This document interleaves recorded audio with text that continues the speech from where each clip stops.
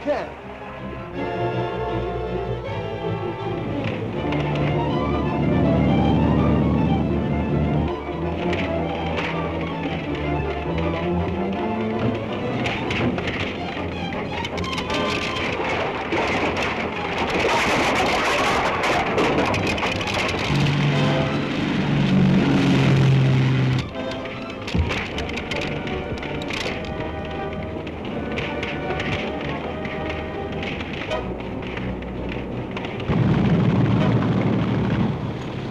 I can't get very close to that fire. You've got to. There's Tracy's aboard that ship.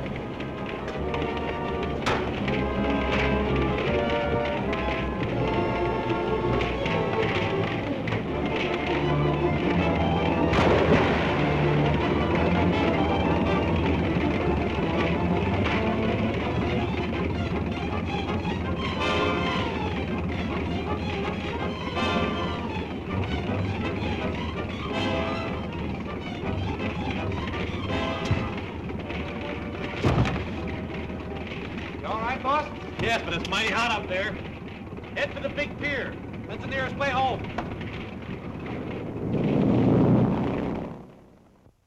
There we was, creeping along.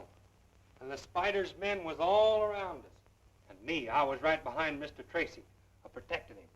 When all of a sudden, just like a bolt of thunder, 6 men jumped on us. I bet you were scared, Mike. Who, me? Say, it takes more than 6 men to scare me. Why, I already had 3 of them down. And I was getting ready to tackle the 4th one when 6 more of them jumped on me. And I looked all around, and there was a half a dozen more coming right at us. Well, how many did that make, Mike? Huh? Oh, 22. Well, Now, as I was saying... Well, I only count 12. Now, don't interrupt me, Junior. And then what did you do, Mr. McGurk? Well, now, I know that something had to be done real quick, or else they'd get Mr. Tracy. Mike McGurk. Well, how do you do, Miss Andrews? Oh, hello, Mr. Odette. Mr. Potter. Well, here I am again, always turning up like a bad penny. Why, not at all, Mr. Odette. You're always welcome, you know that. Thank you. I suppose there's nothing new regarding Mr. Tracy's brother? Not a thing. Gordon's disappearance remains as much a mystery as ever. Well, I suppose we'll just have to keep on hoping for the best. By the way, whatever happened to that engraver, the one the Spider's ring tried to kill when he refused to make the counterfeit plates for him? Why, nothing that I know of. He's probably still in the hospital. That was a most amazing case. How Mr. Tracy rescued him and almost lost his own life doing it. That all goes with the job of a G-man, Mr. Odette. Yes, I suppose it does.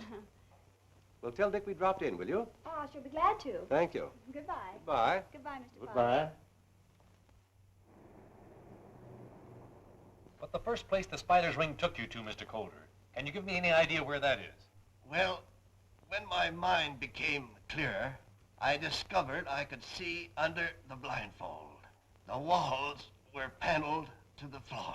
Must have been a rather large house to have paneled walls. Did you see anything else? Any of the people?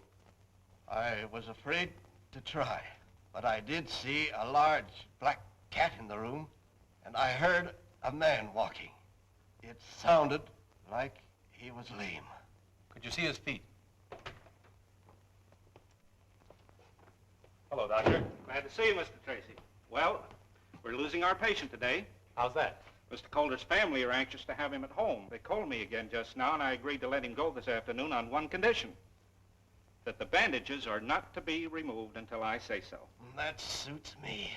They're sending a car for you at 3 o'clock. I'll leave word at the desk to have you ready. Doctor, could I see you alone in your office for a few minutes? Why, yes, of course. I'll be in my office. I'll see you there in about 10 minutes.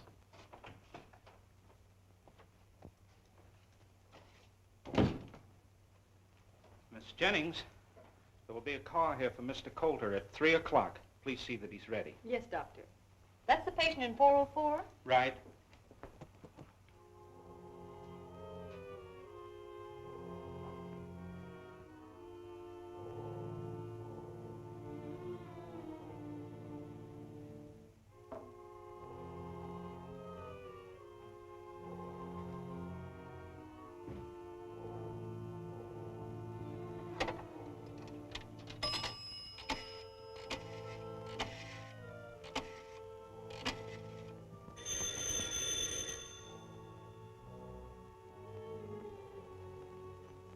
Hello?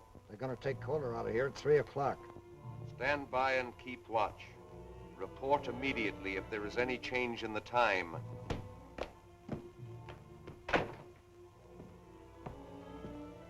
So they're taking Coulter home at 3 o'clock. They're calling for him at 3 o'clock, but they'll never take him home. Coulter carries the mark of the spider, and no man has ever borne that mark and lived. Well, that is very true, but... There must be no exception. Gordon is right, Moloch. It will serve as a warning to Dick Tracy that the spider never sleeps. Very true, only it is too bad that we must abandon our plan to have him make the counterfeit plates. Coulter is such an expert engraver. But he has already refused. And that is also very true, my dear Gordon. But I recall a surgical case wherein a man's nature and his mind were completely changed by a simple little operation. I seem to have a vague recollection of hearing or reading such a case. The operation was on the brain. There is nothing strange about that. Such cases have always received considerable publicity. You undoubtedly read of it in the newspapers. Then you believe such an operation would bend Coulter to our will? I know it would. Then it shall be done. There is just time to countermand my previous plan and make new arrangements.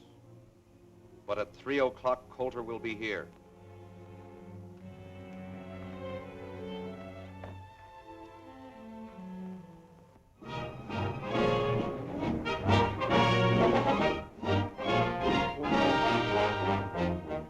Most preposterous, unthinkable idea I ever heard. I won't allow it. As a matter of fact, I positively forbid it. But you can't forbid it, Clive. It's our one sure chance to trap the spider. Good Lord, Dick, if anything should happen. Nothing can happen. I'll prove it to you. Mike, get that road map off the wall.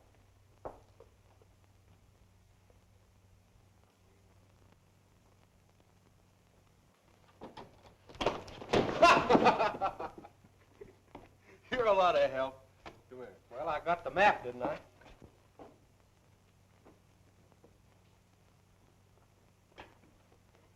Now, let's see.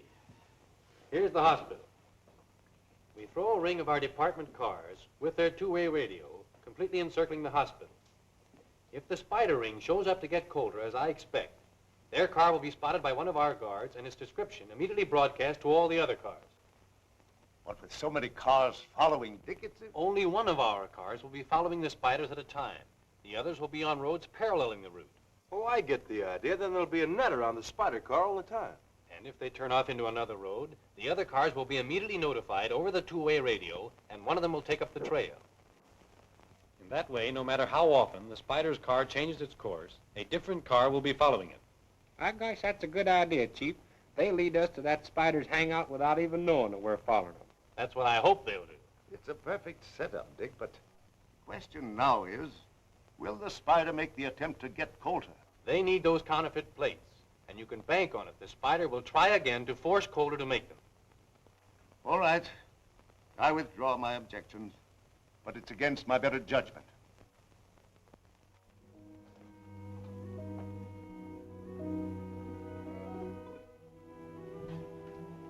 This is that third-degree burn case, Miss Jennings. Yes, Doctor. 402 is all prepared.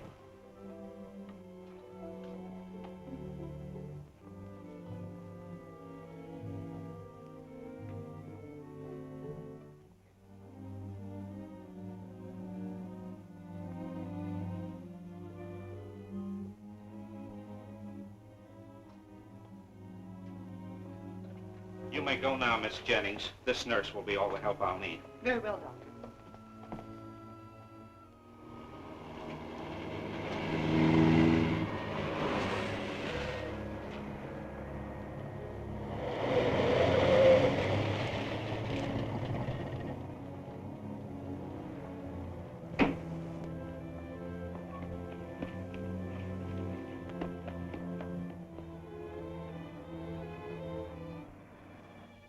Not by any chance worrying about me, are you? Why, of course not, but I am a bit anxious. Oh. The ambulance is here for Mr. Coulter. Mr. Coulter's all ready to leave. He's in room 404. Thank you.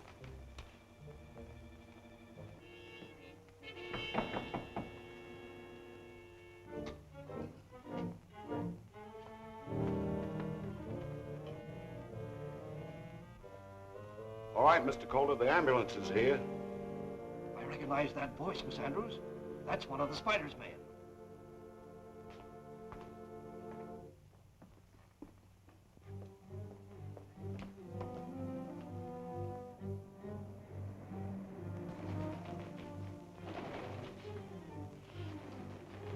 There's the signal. Stand by, everyone. Jackson calling. He'll be leaving any minute now.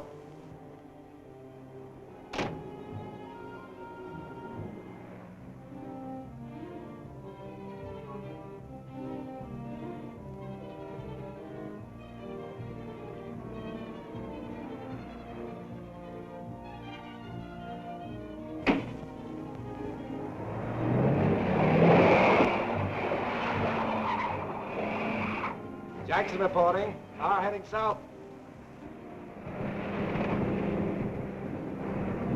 Start rolling.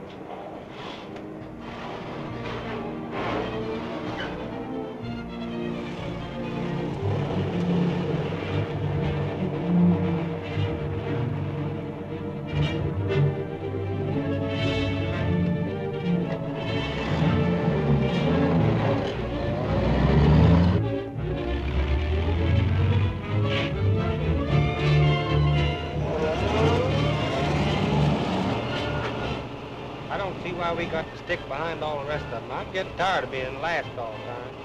Well, no use taking any chances on the spider's men recognizing us, Mike. Then they'd know something was up.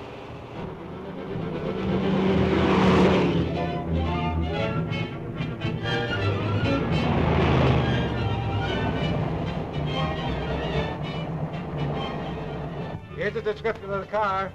A white ambulance. No distinguishing marks. Speed 30. Passing Kane Boulevard. Jackson. Kane Boulevard. See where that is. Here it is. You gonna mark where the G-Man cars are, Mr. Anderson? Sure thing, Junior. There's 3 of them spread out over there, 3 over here. Gosh, the spider's car's right between them.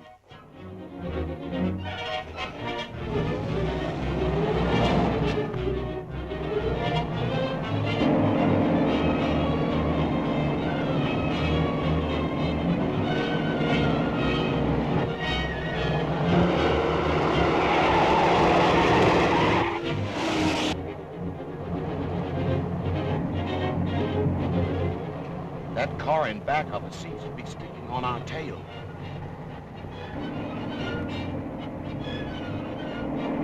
I'll turn off at Chester. Watch if it follows. Right.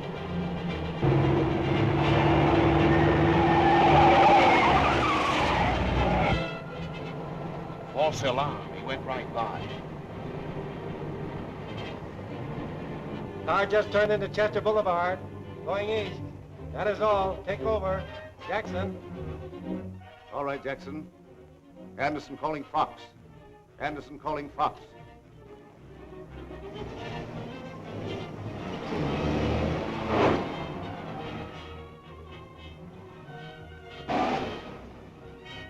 Come on, Coulter. You're getting out here. Yes, it's not wise to keep the spider waiting.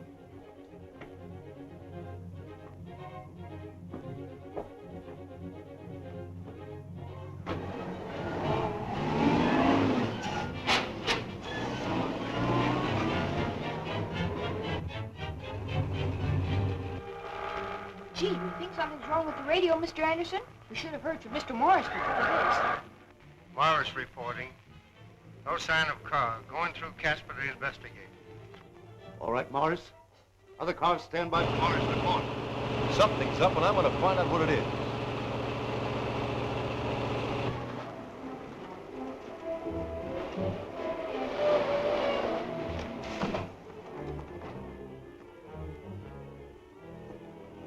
Why, he's gone. They've switched cars.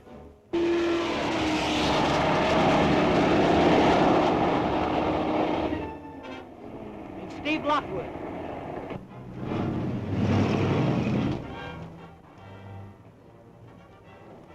Hey, what's up? That's what we'd like to find out. Here's the ambulance, but Dick, Tracy, and the Spider Gang have disappeared. So there's been another car here. Did any car turn out of Casper while you were watching? Yeah, a flower slate delivery car headed south. That's it. They switched ticket to that florist truck. Quick, broadcast the description of that truck to the other cars. Come on, Mike. Gotta locate that truck.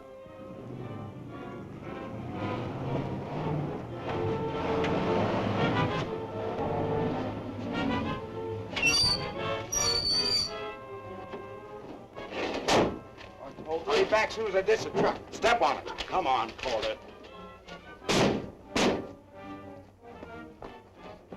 Come on, no funny work here.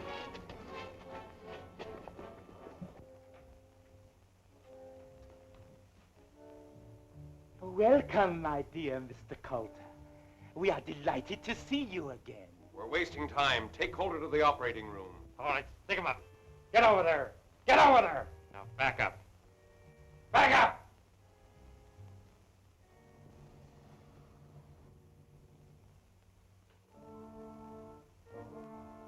I wouldn't use that telephone.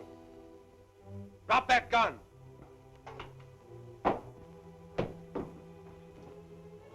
Mr. Coulter seems to have made a sudden and remarkable recovery. My dear Moloch, you had better examine Mr. Coulter's head. It may need a new dressing. Dick Tracy. Seems your wish has come true. Dick Tracy is here to take Mr. Coulter's place. A marvelous opportunity. Take the great Dick Tracy to the operating room.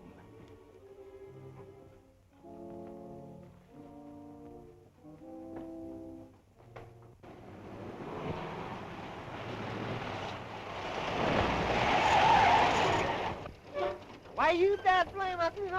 Hey, did you see a florist truck go by here? Yeah, I seen it. Went by here going lickety. He was really going. Was the truck going straight? No, he turned off up there on the curve by the old powerhouse, 90 miles an hour. It's a wonder he didn't up. He might have turned over.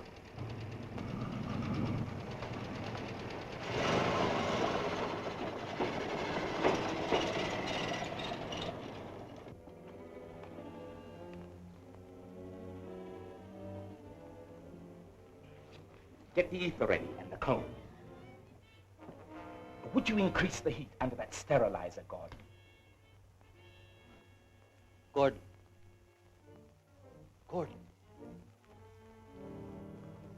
Is that my brother, Gordon Tracy? So, the great Dick Tracy did not recognize his own brother. What have you done to change him so?